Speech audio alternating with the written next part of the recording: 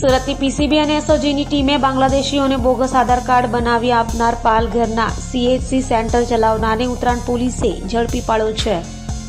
સુરતની પીસીબી અને એસઓજીની ટીમે ગત સપ્તાહમાં બાંગ્લાદેશથી ગેરકાયદે રીતે ભારતમાં ઘૂસણખોરી કરી સુરતમાં રહેતા 9 જેટલા બાંગ્લાદેશીઓને ઝડપી પાડ્યા હતા.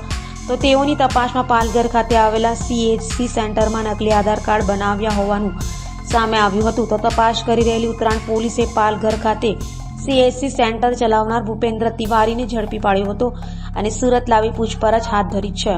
તો ઝડપાયેલા બાંગ્લાદેશીઓમાંથી બહાદુર રફીક ખાં એક એજન્ટને 20,000 બાંગ્લાદેશી કરન્સી ચૂકવી ભારતમાં ઘૂસ્યો હોવાનું સામે આવ્યું હતું.